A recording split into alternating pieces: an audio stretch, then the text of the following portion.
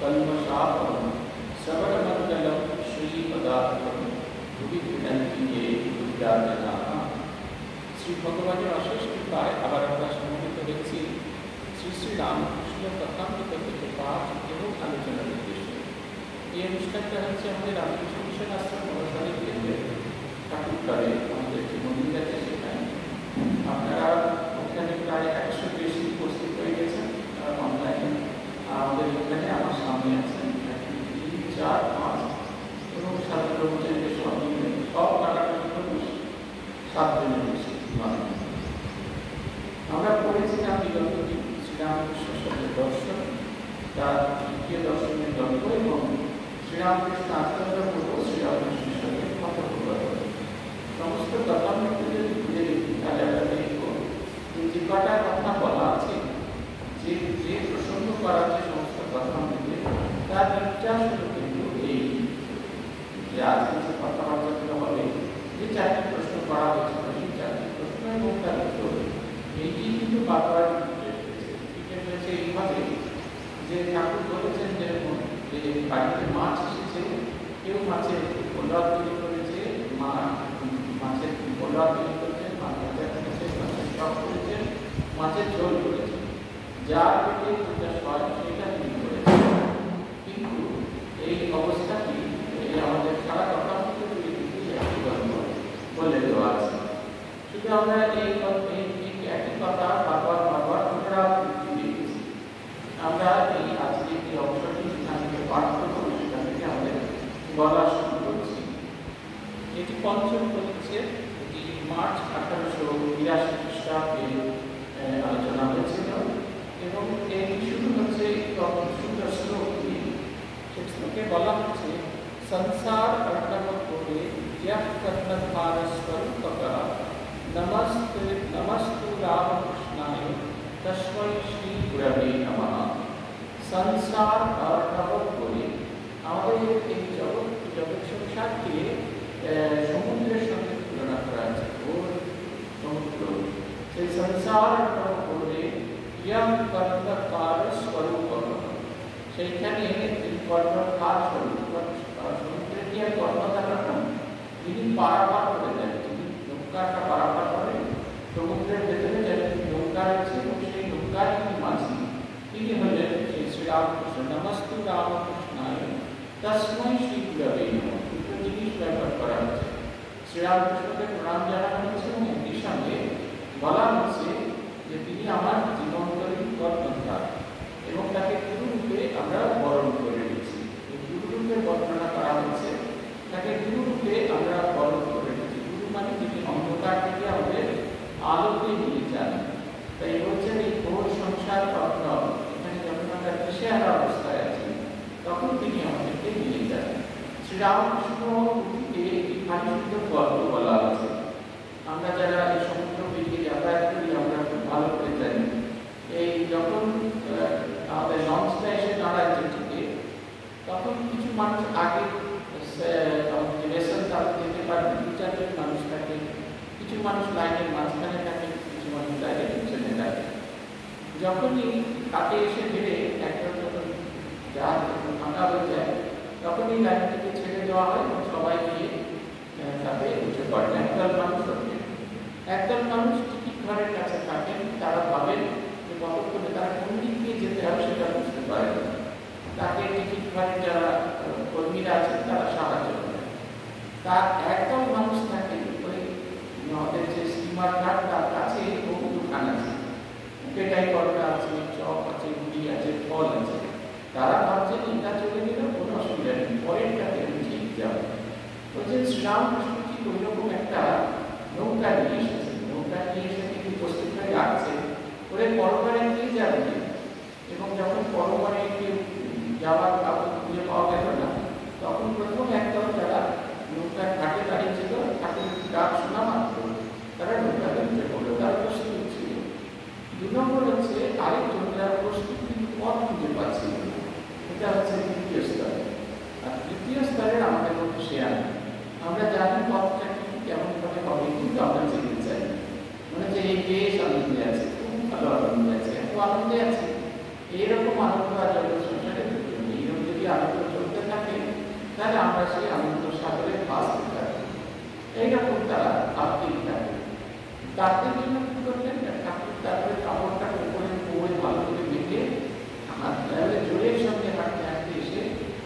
করে তাদের টানতে টানতে যেতে থাকে।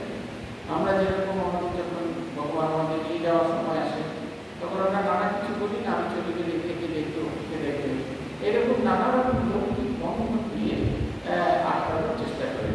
কেউ ওই লোহার গুলি ধরছে, কেউ কিছু ধরছে, কিছুতেই উঠবে না। শ্রীরামকৃষ্ণ খুব বলশালী, তিনি টেনে হিঁচড়ে আমাদের নিয়ে চলে যান করে এবং আমাদেরকে মুক্তির পথে দেখিয়ে দেবেন। বলছেন তাই বলছেন সংসার নমস্তু রামকৃষ্ণায় তস্मै শ্রীগুরবে নমঃ। এই আমাদের সংসার রত্নকে, এই ঘোর রত্নকে যখন আমরা কোনো পথ খুঁজে পাই না, তখন কিন্তু আমাদের যিনি নিয়ে যান, আমাদের এই পথটা নিয়ে যান, সেই শ্রীরামকৃষ্ণকে আমরা প্রণাম করছি। এই যে আজকে যে কটা প্রশ্ন আছে, এটি কিন্তু কথামৃতের বিষয়বস্তু, এর বাইরে কিন্তু সারা কথামৃত জুড়ে আপনি এরকম কথা পাবেন না। একই প্রসঙ্গ নানাভাবে এসেছে। মাস্টার অত্যন্ত বিনীতভাবে প্রশ্ন করছেন, ঈশ্বরে কি করে মন হয়? শ্রীরামকৃষ্ণ বলছেন, ঈশ্বরের নাম গুণগান সর্বদা করতে হয়, আর সৎসঙ্গ ঈশ্বরের ভক্ত বা সাধু এদের কাছে মাঝে মাঝে যেতে হয়। সংসারের ভিতর, বিষয় কাজের ভিতর রাত দিন থাকলে ঈশ্বরের মন হয় না। মাঝে মাঝে নির্জনে গিয়ে তার চিন্তা করা বড় দরকার। প্রথম অবস্থায় মাঝে মাঝে নির্জন না হলে ঈশ্বরের মন রাখা বড়ই কঠিন। যখন চারা গাছ থাকে তখন তার চারিদিকে বেড়া দিতে হয়। বেড়া না দিলে ছাগল গরুকে খেয়ে ফেলে। প্রথম কথাটা বলছেন, ঈশ্বরের নাম গুণগান সর্বদা করতে হয়। এই কথা শুনলে আমাদের সকলের গায়ে জ্বর আসবে। ভগবানের যদি নাম গুণগান কীর্তন করবো, তা কী করে করবো? স্কুলে পড়াবো কখন? বাজার দোকানি বা কখন করবো? রান্না বান্নাই বা কখন করবো? ছেলেপেলেদের মানুষই করবো কখন? ঈশ্বরের নাম গুণগান সর্বদা করতে হয়। একটা ইউরানিক প্রসঙ্গ আমাদের অনেক সময় মনে হয় অপ্রয়োজনীয়, যেটা অসার জিনিস বলে মনে হয়, প্রসঙ্গ করেছে তাকে। এই প্রসঙ্গে গত সপ্তাহে শুনছিলাম পূজনীয় ভাইস প্রেসিডেন্ট স্বামী বিমলানন্দজি মাধবানন্দজির একটি স্মৃতি কথা বললেন কার্তিকে। সেখানে স্মৃতি কথাতে তিনি বলছেন যে মাধবানন্দজি যেদিনকে মন্ত্র দীক্ষা হল, সেই মন্ত্র দীক্ষার পরে দিন সকালবেলা তিনি শ্রী মায়ের সঙ্গে দেখা করতে গেছিলেন। মাধবানন্দজি মন্ত্র দীক্ষা হয়েছিল জয়রামনাথ, মায়ের সঙ্গে দেখা করতে গেছেন। মা তখন প্রশ্ন করছেন, তিনি মায়ের সঙ্গে কথা বলছেন, মায়ের কাছে করে প্রশ্ন জিজ্ঞেস করছেন। হঠাৎই মা বলে ফেললেন, আর বাবা আমাদের দুই মানুষদের কি কথা? আমরা কি সর্বদা ভগবানকে একসঙ্গে বসে জপ ধ্যান করতে পারি? এই ভাতের জল চড়ালাম, একটুখানি জপ করে নিলাম, আবার এই চাল ভিজিয়ে তারপরে যে জলটা ফুটে গেল, তারপরে চাল ফেলে কি ভাতটা হতে থাকলো, তখন একটু জপ করে নিলাম। মাধবানন্দজি মনে হল শ্রীরামকৃষ্ণকে যে কথাটা বলেছেন, ঈশ্বরের নাম গুণগান সর্বদা করতে হয়, এটা যেন তার একটা জীবন্ত উদাহরণ। আমরা পূজনীয় বুদ্ধিসানন্দজি মহারাজকে বলেছিলাম, পলিটেকনিক কলেজে এত কাজ আছে যে আমরা কিছুতেই সময় পাই না। মহারাজ এককাল বসে বলেছিলেন, সবসময় কি কাজ করো? অকাজও তো অনেক করো। অকাজগুলো যদি দূরে গেলে দেখবে এত যত্ন করার সময় আছে যে হে উঠে কাজ। এটা হচ্ছে কথা, এটা খুব সত্যি কথা। এটা পরীক্ষা করে আমরা দেখেছি। আসল যেটা হচ্ছে সেটা হচ্ছে চাওয়ার ইচ্ছা, তার প্রতি তো ভালোবাসা। সেটা আমরা এই অধ্যায়ের একেবারে শেষকালে দেখব। প্রিয়তা বুদ্ধি যদি না তৈরি হয়, তাহলে কখনোই ভগবানের প্রতি আমাদের আকর্ষণ হয় না। যখন দেখবেন প্রিয়তা বুদ্ধি তৈরি হয়েছে, তখন আমাদের ভিতরে একটা অদ্ভুত পরিবর্তন। যে মানুষ দুদণ্ড কারোর সঙ্গে বসে কথা বলতে পারে না, যার এতটুকু সময় নেই, সেই সারা রাত জেগে ওয়ার্ল্ড কাপের খেলা দেখে। তার কারণ হচ্ছে সেই ওয়ার্ল্ড কাপ তার কাছে ভীষণ রকমের আকর্ষণীয়। তিনি বলছেন, ঈশ্বরের নাম গুণগান সর্বদা করতে হয়। আজকেই দুপুরে আরেকজন আলোচনা করছিলেন, তিনি একটা খুব সমস্যার মধ্যে পড়েছেন, সেখান থেকে বেরিয়ে আসতে চাইছেন। সে বেরিয়ে আসার চেষ্টাটা খুব একেবারে জেনুইন। সেই কারণে আমি তাকে একটুখানি সাহায্য করছিলাম। আমি ঠাকুরের এই প্রসঙ্গটা বললাম। আর সৎসঙ্গ ঈশ্বরের ভক্ত বা সাধু এদের কাছে মাঝে মাঝে যেতে হবে। সৎসঙ্গ করার কথা বলছে। আমাদের প্রতি মুহূর্তে সৎসঙ্গ কী করে? আমাদের মনটিকে একবারে পরিষ্কার করে দেয়। আমাদের মনের ভিতরে যে মালিন্য, সেই মালিন্যটি সরিয়ে দেয়। ঈশ্বরের ভক্ত বা সাধু তার কাছে যেতে হয়। কে সাধু বা ঈশ্বরের ভক্ত, সে বিষয়ে একটি কবিতা ভারী সুন্দর কথা বলে। সাধুসঙ্গ সর্বশাস্ত্রে কয়, সাধুসঙ্গ বিনা ইষ্টে ভক্তি নাই হয়। যাহারে দেখিলে ইষ্টের উদ্দীপন হয়, তাহারে জানি বলি সাধু নিশ্চয়। সাধু সঙ্গ সর্বশাস্ত্রে কয়, এই সাধু সঙ্গ বিনা ইষ্টের ভক্তি নাই। সাধুকে, যাকে দেখলে আমাদের ঈশ্বরের উদ্দীপন হয়, ভগবানের কথা আমাদের মনে পড়ে। ভগবান কিন্তু অন্য কোনো প্রসঙ্গ আমাদের মনের ভেতরে আসে না, আমাদের জীবনে মনের মানোন্নয় না। আমরা ভূতেশানন্দজির কাছে যাওয়ার সময় কত রকমের প্রশ্ন ভেবে আসতাম, কিন্তু ওখানে গিয়ে সমস্ত প্রশ্ন যেন একবারে ছাড়খাড় হয়ে যেত। আমরা মহারাজের সেই দিব্য রূপটির দিকে তাকিয়ে থাকতাম। প্রথম দিকে কাছে বসে দেখতাম, মহারাজ সৎপ্রসঙ্গ করতেন, না করে তাই শুনতাম।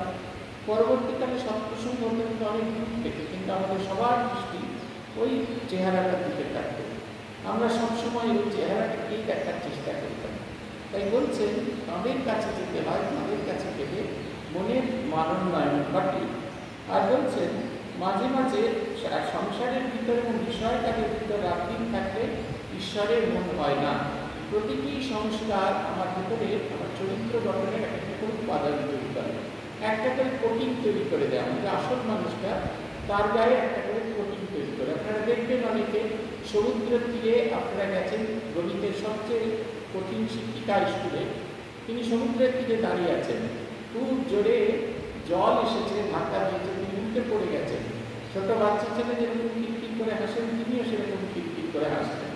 এই কেন তিনি অন্য সময় এরকম আচরণ করতে পারে না? তার কারণ সেই অনন্তের সামনে দাঁড়িয়ে তার ভিতরে যে অনন্ত সত্তা, সেটা যেন একসঙ্গে মুখোমুখি দেখা হয়ে গেছে। তিনি ঝেড়ে ফেলে দিয়েছেন যে সমস্ত সত্তা, যে সমস্ত সংস্কারগুলো তাকে জড়িয়ে রেখেছিল, সেটা থেকে তিনি বেরিয়ে এসেছেন। তাই মাঝে মাঝে আমাদের নিজেদের কাছ থেকে বেরিয়ে যেতে হয়। ঠাকুর উদাহরণ দিচ্ছেন, প্রথম দিকে এটা করতে হয়। কেন না, যখন চারা গাছ থাকে তার চতুর্দিকে বেড়া দিতে হয়। বেড়া দিলে কী হয়, ছাগল গরুকে পায় না। পরবর্তীকালে এই চারা গাছ যখন বড় হয়, তখন যখন তার গাছের গুলি মোটা হয়, তখন সেই গাছে হাতি বেঁধে রাখলে গাছের কোনো রকম ক্ষতি হয় না। এরপরে ঠাকুর বলছেন, ধ্যান করবে মনে বলি করি, আর সর্বদা সদসৎ বিচার করবে, ঈশ্বর সৎ কিনা নিত্য বস্তু, আর সব অসৎ কিনা অনিত্য। এই বিচার করতে করতে অনিত্য বস্তু মন থেকে ত্যাগ করবে। এই দুটো জিনিস করছেন যে সাধন প্রয়োজন। সাধন কীরকম? ধ্যান করবে মনে মনে করে, একেবারে রিমোটেস্ট পার্ট, যে মনকে সব কিছু থেকে গুটিয়ে নিয়ে এক জায়গায় রাখা, অথবা যে সংসার সমুদ্র, এর থেকে গুটিয়ে নিয়ে একটা জায়গায় রাখা, অথবা কোনো একটা নির্জন জায়গা যেখানটা আমার ভালো লাগে, যেখানে কেউ আমার ডিস্টার্ব করবে, আনডিস্টার্ব হয়ে। তার চেয়েও বড় কথা যেটা বলছেন, কাউকে না দেখিয়ে সবার থেকে অগোচরে থেকে নিজের সাধনা রাজ্যে ডুবে থাকতে হবে। সদসৎ বিচার করাটা খুব কঠিন, কারণ সদসৎ বিচার আমরা করতে পারি না বলে আমরা খুব সহজে কামিনী কাঞ্চনের আসক্ত হয়ে পড়ি, দাস হয়ে পড়ি। এই আমরা বিচার করে উঠতে পারি না বলে আমাদের এটা হয়। অথচ দেখবেন, নিজেরা বিচার করে যদি দেখেন, আজ যেটাকে সত্যি বলে মনে হচ্ছে, আজ যেটাকে খুব প্রধান বলে মনে হচ্ছে, কাল গিয়ে দেখবেন তার তেমন দাম নেই। আজকের সকালটা যেটা ভীষণ রকম ব্রাইট ছিল, বিকেলবেলা গিয়ে হাজার চেষ্টা করলেও রিমাইন্ড করতে পারবেন না। অতএব যে সময়টা আছে, সেই সময়টাকে ভালো কাজেতে, উন্নত মানের কাজেতে লাগাতে হয়। মাস্টার বিনীতভাবে দ্বিতীয় প্রসঙ্গ করছেন, সংসারে কীরকম করে থাকতে হবে।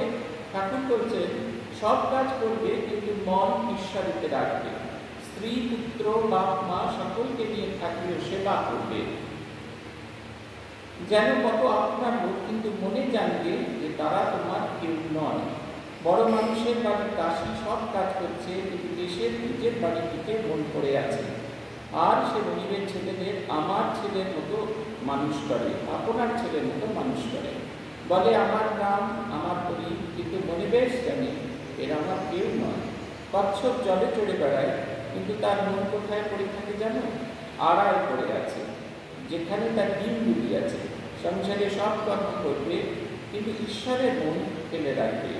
ঈশ্বরের ভক্তি লাভ না করে যদি সংসার করতে চাও, তাহলে জড়িয়ে পড়বে, বিপদ শোক তাপ এসবে কতই চলে যাবে।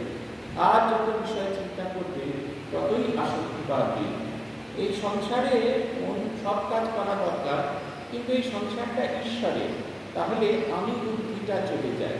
আমাদের সব কথায় যে আমি করেছি, আমি এই রামকৃষ্ণ মিশনকে জমি দিলাম, আমি একে জমি দিলাম, আমি আমাদের যে ব্যাপারটা চলতে থাকে, এই আমিটা কিন্তু খুব সহজভাবে এসে যায়। কেউ ইচ্ছা করে এরকম আমি বলে না, কিন্তু এই যে নিজের ওপর কন্ট্রোল না থাকার ফলে এই আমি এটা আমাদের ভিতরে ভীষণভাবে এসে যায়। সব কিছুকে প্রমাণ করেছে তাঁর প্রতিনিধি হিসেবে যদি আমরা সংসার করতে পারি তাহলে কিন্তু হবে, নাহলে সংসার ভীষণ রকমের শোকের পরিবেশ এনে দেয়। আমাদের একজন পরিচিত, আমাদের আশ্রমে খুব পরিচিত, আশ্রমকে রিলিফের সময় বহুবার প্রাণ দিয়ে এসেছেন। তার দুই কন্যা, ফুটফুটে দুটি মেয়ে, যমজ কন্যা, তারা পড়াশোনা করছে, লেখাপড়া ভীষণ ভালো। স্কুলের পরীক্ষা শেষ, স্কুলের কাজ শেষ হয়েছে হাফ টাইমের সময়, বাড়ি টিফিন হলো, তিন বন্ধু মাঝখানটায় দাঁড়িয়ে আছে, রাস্তার মাঝখানে যেখানে দাঁড়ানোর কথা সেখানেই দাঁড়িয়েছে, কোনো ভুল জায়গায় দাঁড়িয়ে নেই। ট্রাফিক গার্ডের ভুলে একটা ট্রাক এসেও তাদের দুজনকে পিছিয়ে দিয়ে চলে গেল। বন্ধুকন্যার সঙ্গে সঙ্গে মারা গেল, আরেকজন এখনও লড়ে চলেছে, আরেকজন মৃত নয় কিন্তু সুস্থও নয়। এই ঘটনাগুলি তারা এর কিন্তু কোনো উত্তর খুঁজে পাওয়া যায় না। এই সবগুলো আমাদের জীবনে আসবে, কিন্তু আমরা যদি আমাদের জীবনটাকে ভগবৎ সঙ্গীতে না শুনে দিই তাহলে কিন্তু তীব্র কষ্ট, তীব্র বেদনা আমাদেরকে একেবারে ছাড়খাড় করে দেবে। তেল হাতে মেখে তবে কাঁঠাল ভাঙতে হয়, তা না হলে হাতে আটা জড়িয়ে যায়। ঈশ্বরের ভক্তির তেল লাভ করে তবে সংসারের কাজ করতে হয়, কিন্তু এই ভক্তি লাভ করতে গেলে নির্জন হওয়া চাই। মাখন করতে গেলে নির্জনে দই পাততে হয়, দইকে নাড়ানাড়ি করলে দই বসে না, তারপর নির্জনে বসে সব কাজ করে দই মন্থন করতে হয়, তবে মাখন তোলা হয়। আবার দেখো, এই মনে নির্জনে ঈশ্বর চিন্তা করলে জ্ঞান, বৈরাগ্য, ভক্তি লাভ হয়, কিন্তু সংসারে ফেলে রাখলে এই মন নিচ হয়ে যায়। সংসারে কেবল কামিনী কাঞ্চন চিন্তা। বলছেন প্রস্তুতি ছাড়া কোনো কাজ করলে খুব মুশকিল। হাতে যদি তেল না মেখে আপনারা কাঁঠাল কাটতে যান, কাঁঠাল ভাঙতে যান, তাহলে কাঁঠালের আটা এমন লেগে যাবে তাকে তোলাটা কঠিন হবে। ঠিক সেই রকম সংসারে থাকতে গেলে ভক্তি লাভ করতে হবে। ভক্তি লাভ করার জন্য নির্জনে সাধনা করতে হয়। আমাদের প্রথমে আমাদের ডেস্টিনিটা, আমাদের কি উদ্দেশ্য সেটাকে ঠিক করে নিতে হয়, এবং সেই উদ্দেশ্যের জন্য যেভাবে যাওয়ার কথা সেইভাবে যেতে হয়। স্বামীজি বলছেন লক্ষ্য এবং সেই লক্ষ্যে যাওয়ার পথ দুটোই আমাদের জীবনের ইম্পর্টেন্ট। আপনারা দেখবেন ছেলেবেলায় আমরা সবাই ডাক্তার হতে চাই, কিন্তু ডাক্তার হওয়ার জন্য যেটি আমাদের দরকার সেটি নিয়ে আমাদের কোনো মাথা ব্যথা নেই, অথচ আমরা চোখ বন্ধ করে ডাক্তার হতে চাই। ছেলেবেলায় অনেকেই করেনি, এরকম মনে করে না। আগেকার দিনে এখন পাওয়া যায় কিনা জানি না, সেই প্লাস্টিকের স্টেথোস্কোপ, তারপরে প্রেশার মাপার যন্ত্র, থার্মোমিটার এসব পাওয়া যায়, তাই নিয়ে কত আমরা ডাক্তারি করেছি। একটা পালিত স্বপ্ন আমাদের ভেতরে কাজ করে যে আমরা ডাক্তার হতে চাই, যে ডাক্তার হওয়ার জন্য যোগ্যতা সেটা আমরা অর্জন করতে চাই না। বলছেন মজার কথা হলো এই যে ভালো জিনিসে যদি আমরা আমাদের মনকে রাখি তাহলে মন ক্রমাগত উন্নত হবে। ঈশ্বর চিন্তা করলে ক্রমে ক্রমে জ্ঞান, বৈরাগ্য এবং ভক্তি আসে। ভালোবাসা তৈরি হলে আত্মজ্ঞান আসে, এবং আত্মজ্ঞান এলে এই সংসার থেকে অসার বলে বোধ হয়, তখন এই সংসারের প্রতি আমাদের তৃষ্ণা জাগিয়ে। ঠাকুর বৈরাগ্যের সংজ্ঞা দিতে গিয়ে বলছেন বিষয় বিরাগ, ঈশ্বরের বিরাগ। বিষয়ের প্রতি যেরকম আমাদের বিরাগ থাকে, সেরকম উচ্চ চিন্তা, উচ্চ ঘটনার সঙ্গে আমাদের একটা ভালোবাসা থাকা দরকার। আবার এই মন যদি আমরা সংসারে ফেলে রাখি তাহলে সেই মন খারাপের দিকে চলে যায়। সংসার জল আর মনটা যেন দুধ, যদি জলে ফেলে রাখো তাহলে দুধে জলে মিশে যাবে, আর খাঁটি দুধ খুঁজে পাওয়া যাবে না। দুধকে তাই দই কেটে মাখন তুলে যদি জলে রাখা যায় তাতেই ভাসে। তাই নির্জনে সাধনা দ্বারা আগে জ্ঞান ভক্তির মাখন লাভ করবে, সেই মাখন সংসার জলে ফেলে রাখলেও মিশবে না, সে থাকবে। আসল কথাটা কি হচ্ছে জানেন তো, আমরা আসলে নিজেদের সবসময় জড়িয়ে ফেলি। আমি বলি আর এই কাজটা এত তারিখের পর থেকে করবো না, প্রতিজ্ঞা করি, কিন্তু আমরা সেই ছাড়তে পারি না। তখন আমাদের মনে হয় আমি যদি না করি, আমি যদি না দেখি তাহলে কে দেখবে। এই কথাই আমাদের যে আমি ছাড়া এই জগৎটা চলবে না চলে না, আমরা একবারও ভাবি না আমরা যদি এক মারা যাই আমাদের সংসার কিন্তু ঠিক ওইভাবে চলবে। আমরা যখন অল্প বয়স ছিল আমাদের মাঝে মাঝে ঠাকুর বলেছিলেন, কথা মধ্যে করেছি, শ্মশানে যেতে হয়, শ্মশানের দাবও দেখতে হয়। ইলেকট্রিক চুল্লি তখন কলকাতায় সদ্য এসে কয়েকটি শ্মশান, কেওড়াতলা, নিমতলা, কাশীপুর, রতনবাবুর ঘাটের উপর কয়েকটি জায়গায় আমরা দাহ করবার জন্য যে সময় বস্তির ওই ইয়েটা নেওয়া হয়, নাবিক কুণ্ডলটা নেওয়া হয়, সেই সময় ইচ্ছে করে ওই চুল্লি তার পেছন দিকে ভীষণ গরম, তার মধ্যে সেই কেউ একজন করেছেন কালকের মতো করা যাবে না। কি করছেন বিশ্বনাথ বাবু, দয়া করে এখানে এই সমস্ত করবেন না কালকে। শোনা যাচ্ছে? কেউ একজন সবাইকে মিট করতে কি, সবাইকে নিজেকে মিট করতে কি, সবাইকে মিট করতে কিছু করার নেই। তারপরে বলছেন আমরা যেতাম শ্মশানে, পেছন দিকটায় যেতাম, ভীষণ গরম, কিন্তু যেটি সবচেয়ে আকর্ষণীয় দেখা সেটা হচ্ছে একেবারে রাশি রাশি চুরি চুরি ছাই পড়ে আছে, শরীরের ছাই। যে শরীর নিয়ে আমাদের এত আকর্ষণ, যে শরীরটাকে লালন পালন করার জন্য আমাদের এত আকর্ষণ, সেটা কিচ্ছু নয়, শুধু ছাই।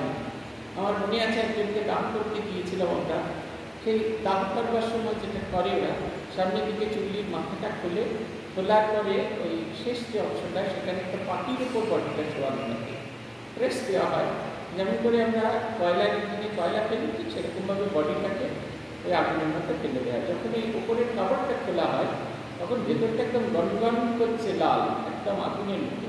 ফলে বডিটা ঢোকানো মাত্র সেটা সবটা একসঙ্গে পুড়তে থাকে, জামা কাপড় চুড়ি যা কিছু ছিল সবটা পুড়তে থাকে, আর সেই চাকাটা কিছুতেই ঠিক মতো কাজ করছে না। ফলে সামনের দিকে যে ঢাকা, সেটা ঢাকা যাচ্ছে না। আমরা চুপটি করে দাঁড়িয়ে একেবারে শক্ত হয়ে গেছি। আমাদের যে প্রিয় মানুষ, যাতে কালো যে আমাদের বড্ড প্রয়োজনীয় ছিল, মনে হচ্ছে একে ছাড়া জীবন চলবে না, তিনি একবারে দাউ দাউ করে পুড়ছেন, কোনোভাবে সেই পোড়া থেকে তাকে আটকানো যাচ্ছে না। একটু তার হাতে কোথাও গরম জল পড়ে গেলে আমরা কতটা কাজকর্ম করতাম, কীভাবে সেই পোস্টাটাকে সারিয়ে দেওয়া যাবে, কী করে সেই ঘাটাকে সারিয়ে দিয়ে দেওয়া যাবে। চুপ করে দাঁড়িয়ে দাঁড়িয়ে অখণ্ডের মতো দেখছি, তার সারা শরীরটা দাউ দাউ করে পুড়ছে, আগুনে পুড়ে ঝলসে, আগুনের অংশ হয়ে গেছে, শরীরের কোনো অংশ খুঁজে পাওয়া যাচ্ছে না। কাঠে যেমন ধীরে ধীরে ধীরে চলতে থাকে, সেরকম একসঙ্গে চলছে। 45 মিনিট বাদে যখন নিয়ে আসা হলো, নাভি কুণ্ডলটা আরেকটু যে উত্তাপিত সেটাও গলে যেত। সে এত গরম, মাটির ভেতরে, মাটির সেই পাত্রের ভেতরে যখন রাখা হয়েছে, সেই মাটিটাও শক্ত হতে আরম্ভ করে দিয়েছে। এই হচ্ছে আমাদের জীবনের অবস্থা। আমরা যে কোনো মুহূর্তে যে কোনো দিন চলে রাখা যায়, সেইটাকে আমাদের করা দরকার। ঠাকুর তাই বলছেন, সঙ্গে সঙ্গে বিচার করা খুব দরকার। কামিনী কাঞ্চন অনিত্য, ঈশ্বরই একমাত্র বস্তু। টাকায় কি হয়? ভাত হয়, ডাল হয়, কাপড় হয়, থাকবার জায়গা হয়, এই পর্যন্ত। ভগবান লাভ হয়নি। তাই টাকা জীবনের উদ্দেশ্য হতে পারে না, এর নাম বিচার। বুঝেছ? এটা হচ্ছে কথা। খানিকক্ষণ আগে একটা ভিডিও ক্লিপিং একজন পাঠিয়েছিল, দেখছিলাম। একজন টাকা তোলা আদায় করতে গেছে, এই অংশটি খালি পাঠিয়েছিলেন। সেইখানের একটা ডায়লগ, ছেলেটি বলছে যে তোলা আদায় করতে গেছে, সে মহিলাকে বলছে দুটি জিনিস খুব ভালো করে মনে রাখবেন। এক হচ্ছে, যখন কফি দিয়েতে মাটির তলায় যাবে, আপনাকে যে জোব্বাটা পরানো হবে তাতে কিন্তু কোনো পকেট নেই, তার মধ্যে করে যদি আপনি টাকা নিয়ে যেতে চান, তার নিয়ে যেতে পারবেন। আর দুই হচ্ছে, ওপরে এখনো ইন্টারনেট কানেকশান লাগেনি, এখান থেকে যে আপনার সম্পদ মানি ট্রান্সফার করে এনইএফটি করা যাবে, সেটাও কিন্তু করা যাবে না। অতএব নিশ্চিন্ত করে জানুন, যা আছে সব এখানে ছেড়ে দিতে হবে। আলেকজান্ডার যখন শরীর চলে গেল, যাবার আগে তিনি তার সেনা প্রধানকে বললেন, এই তিনটে জিনিস করতে হবে। আমার কফিনটা যখন যাবে, সারা রাস্তা মণিমুক্তা ছড়াতে ছড়াতে যাবে, দুটো হাত যেন কফিনের বাইরে এসে যায়, বাইরে থাকে, এবং ডাক্তার আমার কফিনটা বয়ে নিয়ে যাবে। তার সেনা প্রধান বললেন, অবশ্যই সম্রাটের আদেশ পালন করা হবে। তিনি কেন এরকম করতে চান? বলছেন, এই মণিমুক্তা ছড়ানো দেখলে লোকে বুঝতে পারবে বিশ্ববিজয়ী আলেকজান্ডার যে সারা জীবন যুদ্ধ বিগ্রহ করে মানুষকে কষ্ট দিয়ে এই দ্বীপকে সংগ্রহ করেছিল, এটার কোনো প্রয়োজন নেই, অপ্রয়োজনীয় জিনিস। দু হাত বেরিয়ে থাকিয়ে তারা জানবে এই পৃথিবীতে খালি হাতে এসেছিলাম, খালি হাতে চলে যাবে।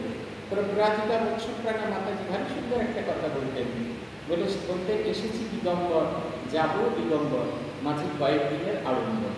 এই আড়ম্বরটাকে আমাদের একটু অ্যালার্টনেস থাকে। আর তিন হচ্ছে, ডাক্তাররা বয়ে নিয়ে যাবে, কারণ ডাক্তাররা সবসময় আমাদের আশ্বাস দেয় কিচ্ছু হবে না, আপনাকে আমি সুস্থ করে দেব। আসল সুস্থ করার মালিক হলেন তিনি। তিনি যদি না রাখেন, ডাক্তার কেন কারোরই সম্পর্ক হবে না। কিন্তু এই কামিনী কাঞ্চন জীবনের সারবস্তু নয়, ঈশ্বর হচ্ছে সারবস্তু। এই যে বোধ, এইটির নাম বলছেন বস্তু বিচার। মাস্টার বলছেন আজকে হ্যাঁ, প্রবোধচন্দ্রোদয় নাটকে আমি সম্প্রতি করেছি, তাতে আছে বস্তু বিচার। ঠাকুর বলছেন হ্যাঁ বস্তু বিচার। এই দেখো টাকাতেই বা কী আছে, আর সুন্দর দেখেই বা কী আছে, বিচার করো। সুন্দরীর দেখেতেও কেবল হাড় মাংস চর্বি মল মূত্র এইসব আছে। এইসব বস্তুতে ঈশ্বর, এইসব বস্তুতে মানুষ ঈশ্বরকে ছেড়ে কেন মন দেয়, কেন ঈশ্বরকে ভুলে থাকে? এই যে আকর্ষণীয় জিনিস, সেগুলোর প্রতি আমাদের ভীষণ আকর্ষণ থাকে।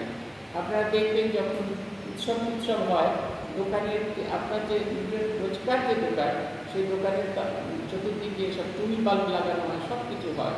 নিজের দোকানের সাজটা অন্যের থেকে আলাদা করার চেষ্টা করে। কেন না লোকে যাতে আকৃষ্ট হয়।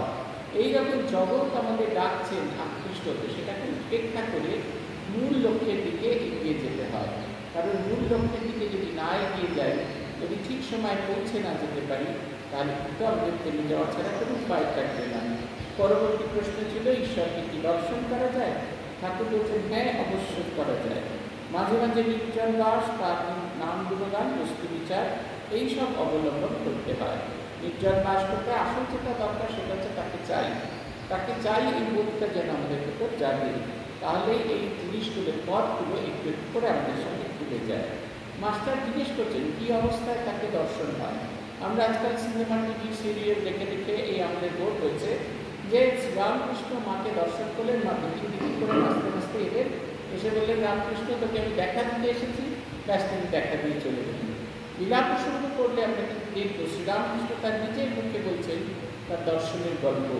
ঘর বাড়ি মন্দির সব ঘুরতে থাকছে একটা আলোর সমুদ্রের ভেতরে। তিনি একবার ডুবছেন, একবার উঠছেন, একবার ডুবছেন, অবশেষে সেই জ্যোতির সমুদ্রের ভেতরে তিনি ডুবে গেলেন। মা হলেন জ্ঞানস্বরূপ, সেই জ্যোতির প্রকাশ, তার ভেতরে তিনি ডুবে গেলেন। তার বোধে বোধ হয়ে গেলেন। তার আলাদা করে যে সত্তা ছিল, মা আলাদা এবং আমি আলাদা সত্তা, এই সত্তাটার আর কোনো রকম থাকলো না। বলছেন কীরকম করে ডাক, কীরকমভাবে পাওয়া যায়। বলছেন খুব ব্যাকুল হয়ে কাঁদলে তাকে দেখা যায়। মা ছেলের জন্য লোকে এক কোটি কাঁদে, টাকার জন্য লোকে কেঁদে কেঁদে ভাসিয়ে দেয়, কিন্তু ঈশ্বরের জন্য কে কেঁদেছে? ডাকার মতো ডাকতে হয়। এই বলিয়া ঠাকুর গান করিলেন, ডাক দেখি মন ডাকার মতো, কেমন শ্যামা থাকতে পারে, কেমন শ্যামা থাকতে পারে, কেমন কালী থাকতে পারে। মন যদি একান্ত হও, জবাব দণ্ড, ভক্তিচন্দ্র মিশাইয়ে মার পদে পুষ্পাঞ্জলি দাও। ব্যাকুলতা, আমরা যখনই কোনো একটা জিনিসকে চাইবো, চিন্তা করবো এটা আমার দরকার, তখন সেটা পাওয়ার জন্য কত রকমের আমরা চেষ্টা করে থাকি। এই গরমের দিন, ভীষণ রকমের গরম, আমরা যখন এপার থেকে ওপারে যাই, তখন প্রথম যে জিনিসটা খোঁজ করার চেষ্টা করি সেটা হচ্ছে একটু ভালো জল। জল কোথায় পাওয়া যাবে, কোথায় একটু জল পাওয়া যাবে।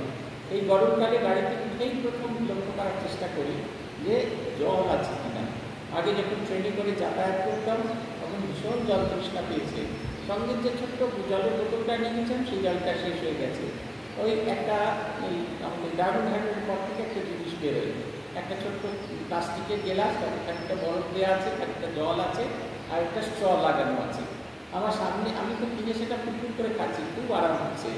আমার সামনে ভদ্রলোক বসেছিলেন, তিনি বলেন আপনি জানেন ওগুলো ডেড বডি যে এর ওপর থাকে সেইটা।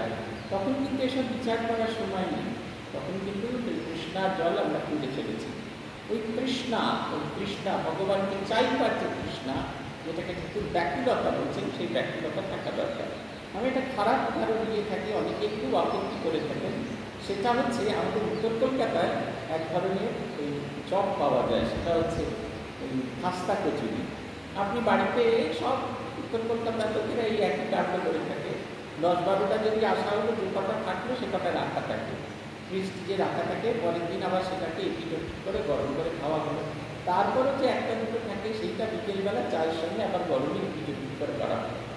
কিন্তু সেটা তো আস্তে আস্তে খারাপ হতে শুরু করেছে। সেটা খাওয়া মাত্র ভীষণ জলতৃষ্ণা পায়। 1 গ্লাস জল খেলাম, 2 গ্লাস জল খেলাম, 1 বোতল জল খেলাম, কোনো জলেতেই কিছু হচ্ছে না, মনে হচ্ছে আরও জল খাই, আরও জল খাই।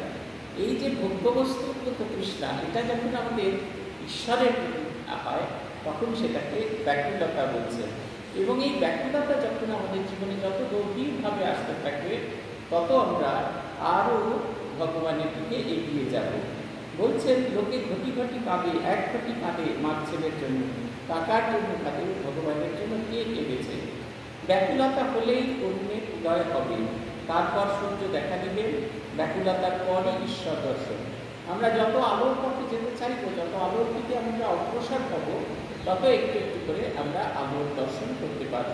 পুরীতে গিয়েছেন, হোটেলের গেস্ট রুমে শুয়ে আছেন, আপনি ভাবছেন এই গেস্ট রুমে শুয়ে শুয়ে এই চোখ খুললুম, আলো সূর্য উঠলো, এই টুকু করে উঠে গেছে, আমি এমনি করে ছবি তুলছি, তা কিন্তু হবে না। গেস্ট রুম থেকে বেরোতে হবে, বারান্দায় এলে একটু আলো দেখা যাবে, তারপরে হোটেল থেকে বেরিয়ে এসে সমুদ্র সৈকতে যখন আসা যাবে, দেখা যাবে দিকচক্রবালে একটু একটু করে আলো হয়েছে, তারপরে টুক করে একটা সময় সেই লাল রঙের সূর্য একটু একটু করে দিতে হবে, তারপরে ধীরে ধীরে ধীরে ধীরে সে আকাশে হবে। আপনি তার সঙ্গে ছবি তুলুন, দেখবেন আপনি তার আলো আলোকিত হয়ে গেছেন। বলছেন, তিন প্রাণ একত্র হলে তিনি দেখা দেয়, বিষয়ের উপর, মায়ের সন্তানের উপর, আর সতীর পতির উপর। এই তিন টান যদি কারো একসঙ্গে হয়, সেই টানের জোরে ঈশ্বরকে লাভ করতে পারে। এখানে একটা কঠিন টাস্ক দিয়েছেন। এই অনুভূতিগুলো আমাদের সবার হয়। আমার যদি সামান্য এক কাটা জমি থাকে, তার প্রতি আমার ভীষণ আকর্ষণ থাকে। 600 স্কোয়ার ফুটের ফ্ল্যাট, তার প্রতি ভীষণ আকর্ষণ। যেখানে যা দেখছি, ভালো জিনিস যা দেখছি, তাই দিয়ে আমার সেই 600 স্কোয়ার ফুট ফ্ল্যাটটাকে আমি সাজিয়ে যাচ্ছি। বিষয়ের প্রতি প্রাণ খুব ভালো করে রাখছি, পরিষ্কার পরিচ্ছন্ন টিপটপ করে রেখেছি। এই অভিজ্ঞতাগুলো আমাদের সবার হয়। মায়ের সন্তানের উপর প্রাণ, মাতার সন্তানকে ভালোবাসে, ঈশ্বরের সবচেয়ে বড় সৃষ্টি মায়ের যে ভালোবাসা, এইরকম ভালোবাসা জগৎ সংসারে আর দিতে হবে না। সেই একটি তার অনুভূতি আমাদের সবটার হয়। আর সত্যি তার স্বামীকে যেরকম ভালোবাসে, স্বামী যেমন তার স্ত্রীকে ভালোবাসে, পারস্পরিক ভালোবাসা। বলছেন, এই তিনটি টান একসঙ্গে হলে যে ভালোবাসা হয়, সেইটি হলে তবে ঈশ্বরের প্রতি ভালোবাসা হয়। এই তিনটি টান বলতে তিনি যেটা বুঝিয়েছেন, সেটা হচ্ছে ঈশ্বরের প্রতি প্রিয়তা বুদ্ধি। তোমাকে ছাড়া আমার অন্য কোনো জিনিস, এই জগৎ সংসারের কোনো জিনিস আর ভালো লাগছে না, এইটা যেন আমার মনের ভেতরে হয়। কথাটা এই, ঈশ্বরকে ভালোবাসতে হবে। মা যেমন ছেলেকে ভালোবাসে, সতী যেমন পতিকে ভালোবাসে, বিষয় যেমন বিষয়কে ভালোবাসে। এই তিনজনের ভালোবাসা, এই তিনটা একত্র করলে যতখানি হয়, ততখানি ঈশ্বরকে দিতে পারবে, তার দর্শন হয়। আমাদের মনে হচ্ছে আপাতত খুব সহজ একটা টাস্ক দিয়েছে, কিন্তু তা কিন্তু নয়। খুব সহজ কথায় মোড়া, একেবারে সুগার প্রোটিনে মোড়া একটা জটিল টাস্ক তিনি আমাকে দিয়েছেন। এমন কিছু উদাহরণ দিয়েছেন, যে উদাহরণগুলো, যে অনুভবগুলো আমাদের প্রত্যেক দিনের জীবনের অঙ্গ। আপনাদের কারোর অনুভব হয়নি এরকম বলতে পারবেন না। এই সমস্ত অনুভূতিগুলো, সমস্ত অনুভবগুলো আমাদের বিশেষভাবে হয়, কিন্তু আমরা সেগুলোকে ওভারলুক করে যাই। তাই যেন তিনি আমাদের চেনা মন্দির ভেতরে ভগবানকে লাভ করার একটা কথা তিনি বলবেন। ব্যাকুল হয়ে তাকে ডাকা চাই, বিড়ালের ছানা মিউ মিউ করে মাকে ডাকতে জানি। মা তাকে যেখানেই রাখে সেখানেই থাকে, কখনো হিসেবে, কখনো মাটির ওপর, কখনো বা বিছানার উপর রেখে দেয়। তার কষ্ট হলে সে কেবল মিউ মিউ করে ডাকে, আর কিচ্ছু জানে না। মা যেখানেই থাকুক, এই মিউ মিউ শব্দে আসবে। এইটা হচ্ছে কথা। শেষের যে কথা, সেটা হচ্ছে শরণাগতি। যখন সমস্ত চেষ্টা হয়ে গেল, সব রকমের চেষ্টা হয়ে গেল, তা হচ্ছে না, তখন দুহাত তুলে তার শরণাগত হওয়া। তিনি যেরকমভাবে রাখবেন, সেই রকমভাবে থাকা। সে যখন যেদিকে মাগো রাখবে আমাদের, সেই সে মঙ্গল যেন ভুলি না তোমার। এটা হচ্ছে কথা। ভারী সুন্দর করে ঠাকুর কত সহজের ভেতরে বলছেন। এখানে যে শ্লোকটি আছে না, স্বরূপকর সংসার স্বরূপকর, এই সংসার অরণ্যের ভেতরে যিনি আমার এই জীবনতরীকে যিনি এগিয়ে নিয়ে যেতে সাহায্য করেন, যিনি আমার জীবনকে এগিয়ে নিয়ে যাওয়ার ক্ষেত্রে আমার জীবনকে একটা জীবনতরীর কর্মধার হিসেবে যিনি প্রকাশিত হন, সেই শ্রীরামকৃষ্ণকে আমি প্রণাম করছি। আমরা প্রতি মুহূর্তে দেখছি একটু একটু করে তিনি বোঝাচ্ছেন। প্রথম হচ্ছে কেমন করে ঈশ্বরের মন হয়, ঈশ্বরের নাম গুণগান এবং সৎসঙ্গের কথা বলছেন। আলাদা নির্জনে গিয়ে তিনি সাধনের কথা বলছেন। তারপরে বলছেন আমরা যে জুড়ে যাই, সব কাজের ভিতরে জড়িয়ে যাই, সেই জড়িয়ে যাওয়ার একটা পন্থা, বেরিয়ে আসার পন্থা বলছেন। তিনি বলছেন যে সংসারে দাসীর মতো থাকতে হবে। বড় লোকের বাড়ির দাসী যেরকম সব কিছু কাজ করে, কিন্তু সে জানে যাদেরকে আমার বলি আমার গ্রাম বলছেন তারা তার কেউ নয়। এমনকি বাড়ির মালিক যদি তাড়িয়ে দেয়, তার যে আম কাটে সিঁদুর শুকিয়ে তার নিয়ে যাওয়ার মতো কোনো রকম সাহস থাকে না। তার বলছে ঈশ্বরকে ভক্তি লাভ না করে যদি আমার ভেতরে যদি এই আসক্তি শূন্যতা না থাকে, তাহলে সংসার করতে গেলে সংসারে যে নানা রকম ঘাত প্রতিঘাত আঘাত আসবে। আপনি মানুষকে ভালোবাসবেন, বিশ্বাস করবেন, তারপরে বিশ্বাসের অমর্যাদা হবে, তখন ভেঙে চুরে যে তছনছ হয়ে যাবেন। সেই তছনছ হওয়ার দিনে কোনো একটা আঁকড়ি ধরা দরকার, যেটাকে ধরে আপনি বেরিয়ে আসতে পারবেন। কেন হয় আপনাকে হারিয়ে যেতে হবে, নাহলে এর থেকে বেরিয়ে যেতে হবে। হেরে যাওয়াটা কোনো কাজের না।